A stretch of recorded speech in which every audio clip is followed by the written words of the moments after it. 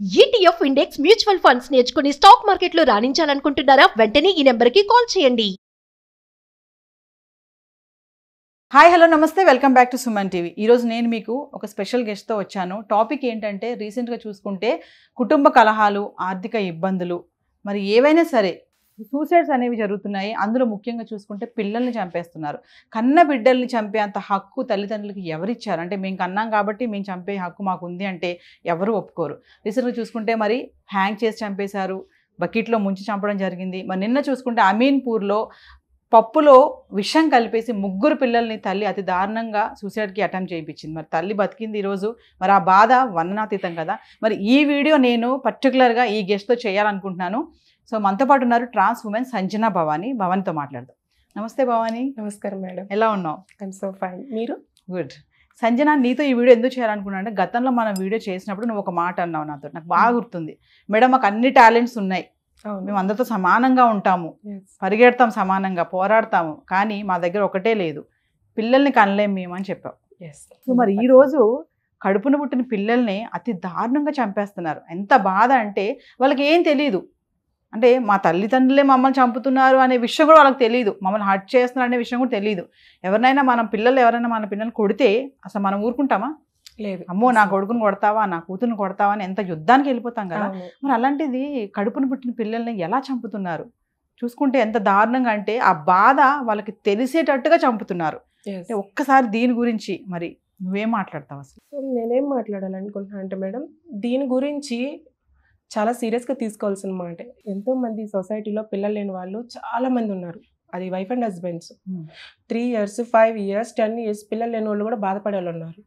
Include వాళ్ళతో తీసుకుంటే మేము కూడా వాళ్ళతో సమానమే. ఎట్లా సమానం అంటున్నానంటే, వాళ్ళకి పిల్లలు లేక వాళ్ళు ఎంత బాధపడుతున్నారో మేము కూడా పిల్లలు లేక అంతే బాధపడతాం. మేము ట్రాన్స్ ఉమెన్స్. సో అలా పప్పులో విషయాలు కలిపి లేకపోతే ఇంకొకటి అని పిల్లల్ని అలా మర్డర్ చేసే కన్నా పిల్లల్ని మాకు ఇచ్చేయండి. ప్రతి ఒక్క సొసైటీలో ప్రతి ఒక్క ఏరియాలో ఒక 2 members ట్రాన్స్ అని ఉంటారు. వాళ్ళు ఒకవేళ అడాప్ట్ చేసుకోలేకపోతే వాళ్ళకన్నా పెద్దవాళ్ళు ఉంటారు, వాళ్ళు వాళ్ళ నుంచి అప్రోచ్ అవుతారు.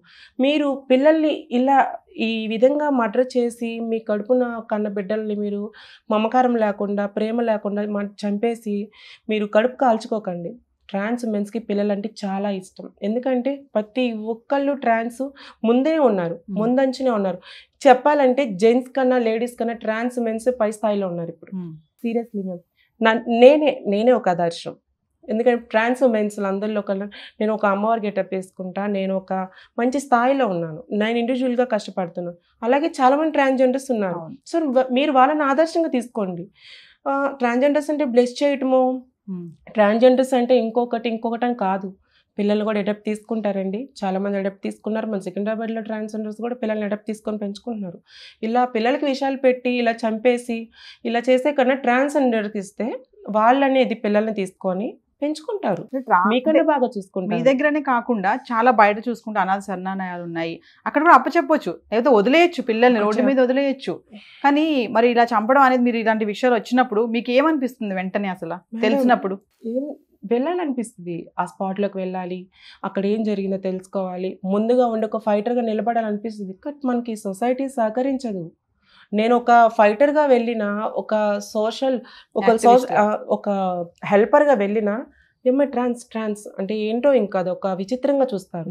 ఆ విచిత్రంగా చూసిన చూపులు మాకు ఎలా ఉంటాయి అంటే, అక్కడికి వెళ్ళిన తర్వాత మనం హెల్ప్ చేద్దామని వెళ్ళినా ఇక్కడేంటి ఈ అవమానం, ఇక్కడ వీళ్ళేంటి ఇంత తక్కువగా చూస్తున్నారు, అది ఒక బాధ ఉంటుంది. సరే, దాన్ని కూడా పక్కకు పెట్టేసి మూవ్ ఆన్ అయిపోయి పిల్లల్ని తీసుకొచ్చుకుంటాము. మాకు అంత ధైర్యం ఉంది. మీరైతే దయచేసి పిల్లల్ని అయితే చంపొద్దు. ఇంకొకటి, ఇక్కడ ఇప్పుడు బెట్టింగ్ యాప్స్ సంబంధించి కూడా ఇప్పుడు చాలా మంచి ఇది జరుగుతుంది. బెట్టింగ్ యాప్స్ అనేసి అప్పులు చేసి సూసైడ్ చేసుకుంటున్నారు, హ్యాంగింగ్ చేసుకుంటున్నారు. ఇవన్నీ కూడా దయచేసి ఆపేయాలని కోరుకుంటున్నాను. ప్లీజ్, అందరు చెప్తే వినరేమో, దేవుడు చెప్తున్నారు అనుకోండి. సంజన అంటే దుర్గమ్మ, దుర్గమ్మ అంటేనే సంజన. నేను ఒక అర్ధ నాగేశ్వరిగా చెప్తున్నాను, దయచేసి ఈ బెట్టింగ్ యాప్స్ అన్ని ఆపేసి మీరు బతకండి, సమాజాన్ని మంచిగా బతికించండి. అయితే సంజన ఒక విషయం చెప్పండి. ఇప్పుడు లేడీస్ సరే మగవాళ్ళంటే ఓకే, వాళ్ళకి ఏమి పట్టింపు ఉండదు, వాళ్ళు ఏం పట్టించుకోరు అనుకోవచ్చు. ఇప్పుడు భార్యాభర్తలు అంటే ఇద్దరు సహచరులుగా ఉండాలి, మాట కలుసుకోవాలనుకుంటారు కదా. ఇలాంటి విషయాల్లో కూడా ఆడవాళ్ళు హస్బెండ్స్కి సమానంగా చచ్చిపోదామా మనం ప్లాన్ చేసుకుందాం, ఇట్లా పిల్లల్ని చంపేద్దాం మనం చచ్చిపోదాం అన్నప్పుడు వాళ్ళు కూడా సహకరిస్తున్నారు. తల్లి కదా, తల్లికి ఎలా మనసు ఒప్పుతుంది అసలు?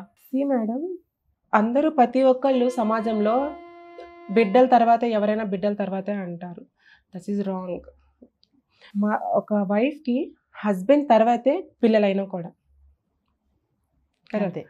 పిల్లలు అంటే నెక్స్ట్ వస్తారు కదా పిల్లలు అనేవాళ్ళు. హస్బెండ్ మాట జమ దాటరు. అది వైఫ్ అండ్ హస్బెండ్ కూడా రిలేషన్ అలాంటిది. సో ఇక్కడ ఏం జరుగుతుంది అంటే హస్బెండ్ మాట వైఫ్ తీసుకోలేదు, అంటే ఇట్లా చేద్దాం అన్నప్పుడు కష్టంగానే ఉంటుంది. అవసరమైతే నువ్వైనా వెళ్ళిపో దూరంగా, నా పిల్లలు నాకు కావాలంటారు. ఈ విధంగా పిల్లల్ని కూడా చంపడానికి సిద్ధపడే మదర్స్ ఎవరైతే ఉంటారో వాళ్ళ మనసుకు చాలా కఠినంగా ఉంటుంది అనమాట. మనం పోషించలేము, మన దగ్గర డబ్బు లేదు, మనం పోస్తున్నది కాక పిల్లలు కూడా ఎందుకు పోస్తుంచాలి, పిల్లలు పోస్తుంటున్నారు, పిల్లలకి మనం పెట్టలేకపోతున్నాం, తర్వాత బయట ఏం జరుగుతుందో ఏంటి, అయితే పిల్లల్ని చంపేస్తున్నారు లేదా వీళ్ళు చనిపోతున్నారు.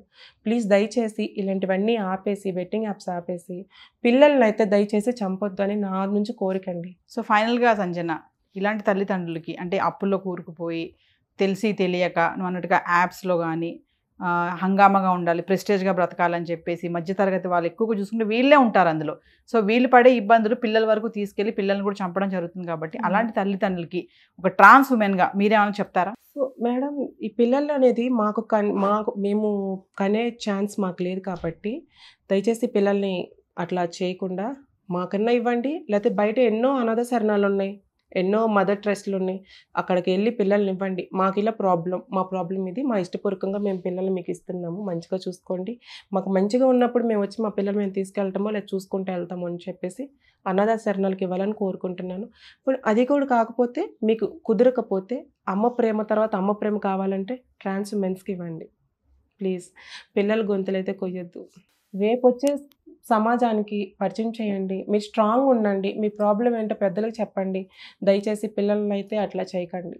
మీరు ఒకవేళ పోషించలేకపోతే మళ్ళీ చెప్తున్నాను, ట్రాన్స్కి అడాప్ట్ చేయండి ప్లీజ్. మీరు చూసుకుంటారు పిల్లలు మీకు? డెఫినెట్గా నాకు ఒక ఆడపిల్లని ఇవ్వండి. Thank you Sanjana. Thank you so much ma'am.